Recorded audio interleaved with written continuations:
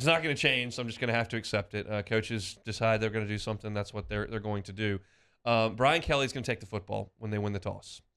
And the problem I have with that is that your offense is not elite. You're not one of these Tennessee-type teams or LSU in 2019 where that's your punch and you're going to come out there. And what he says is the statistics drastically swing into your favor if you get the ball and go down and score first. Well, the problem is LSU's offense is not that good. So what you're doing is you haven't scored the 2 times you've taken the football, and unfortunately, you're opening yourself up to a double dip where a team can score at the end of the second quarter and get the ball right back. And that can just change a game so drastically. Look, I don't think it's the worst strategy in the world if you have a great offense. LSU's offense is a little clunky. I mean, to be quite honest. So everybody else defers and plays defense, like everyone. And Brian Kelly's like basically the only one who takes the football. And it's just, I disagree. No, I totally disagree as well. And I know I'm in alignment with BK with a lot of things he does. But to me, I love the way Coach Belichick does it. He wants to get that 2-minute drive in right before the half, and then you get the ball right back. If you can score in those 2 drives, to me, that drastically increases your chance of winning because there's so much football between that first drive and the fourth quarter. Like, is it really that big of a deal if you get 3 points or 7 points at that point in the game? So for me, especially looking at this offense, you start slow just about every game. Why not get the ball to start the second half when you've kind of made your adjustments? Like, to me, Denbrock has called amazing second halves all this season. So you obviously are rolling a lot better in the second half. Why not try to get the ball to start the second half? But, hey, BK's going to do what BK does, and I don't think that's going to change anytime soon. I mean, it's just Mississippi State scored with 2 minutes and 14 seconds to go in the second quarter to make it 13-0. And, LSU did go down the field, a 75-yard drive, and they scored a touchdown. So it didn't hurt as bad, but it just felt like at that point they were going to go up 13-0. Then you're going to go into halftime, and then they were going to get the football back. And it just felt like the game could have gotten away from you. It's avoidable. But, again, as I said, it didn't hurt. So it didn't. But to your point, LSU's offense has been so good in fourth quarters. I mean, you scored the 3 touchdowns in the Florida State game. You scored 3 fourth-quarter touchdowns in this game.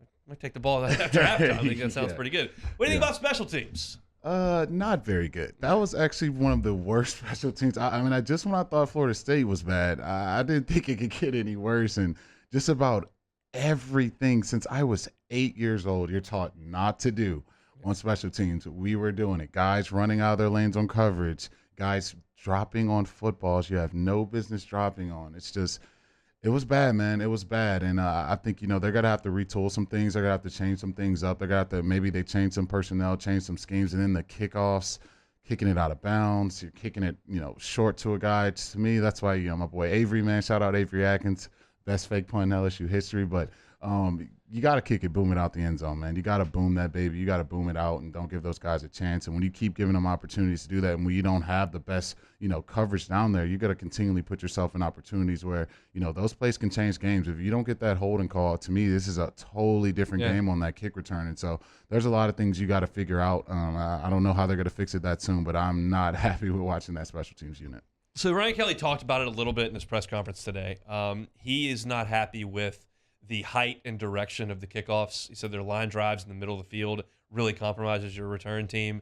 That seems to be pretty fixable. You got to kick the ball better and higher and maybe angle it just a little bit. In terms of falling on the punt, which Greg Clayton did, he thought it hit somebody, and that's a smart thing to do if it hit somebody, but it didn't hit anybody. So that's one where you just got to be more alert, more aware. I don't like catching punts inside the 5-yard line. LSU caught 2 punts inside the 10-yard line in this game. That's one where you put your heels on the 10. You just don't back up. That's been coached, and he said they got to coach it better. If he's back there, he's not back there to be the explosive playmaker. He's back there to make smart plays, and he did not have a very good game in terms of making smart plays on Saturday night. Yeah, and that's what I asked Hanny. I'm sure I can ask you too, but when's the last time you can think of an LSU returner that was a walk-on? Can you think about that? No idea. Exactly. So it's like you got a walk-on back there. It's like, it's LSU. Like, there's anyone else? Maybe I don't know. It's Lil Jarvis, family, Lutcher, go Bulldogs, all that great stuff. But come on, man, we can't be doing that. And then also too, it's like I know he's probably sure-handed, but is the big play return there as well. So I think there's still some stuff that they're trying to figure out. Obviously, when you're a new coaching staff and you're getting all these new kids on this roster, you're still learning these players as you go. But I think as you keep going, I think you need to start, putting some other options back there and kind of seeing what you're doing and kind of just try to make some adjustments, man. Because if you just kind of roll out what you did last week, week in and week out, it's going to cost you. Yeah, I mean, look, they've cleaned up the execution on field goals and extra points. And that was something that was on the special team side. They had to get fixed. They made some changes in terms of personnel, and they moved some guys around, and they cleaned that up. You just got to hope that they clean this up. Some of this stuff is so simple. Mm-hmm. Like, it's just don't catch the ball on the 5-yard line. That's simple. I think that they will coach it and get it better. This is just going to be a work in progress this year, and it's going to be a week-to-week team. And I'm sitting there at halftime of this game, and you're looking at a 13-7 game, and I'm seriously considering this in my head. I'm going, they could go 0-8 in the league. Like they could go 0-8. And it's like, it's just a totally different feel when you go out there and play a solid half of football. But we still have to realize, as they continue to work towards the next game, is that it's just going to be bumpy for this team sometimes because they got 2 freshman starters at tackle. You got a whole new coaching staff. They're learning the 4th new defense in 4 years. There's just going to be some hiccups, and we're used to being spoiled and competing for championships and winning 10 games every. It's just that's what a lot of us are used to around here. This is just a little bit of a different situation. No, it's totally different, and I think that's why I come down so hard on the Aggies, guys. Look, Jimbo's tenured there; he's been there since his coaches, everything here. This is just totally night and day.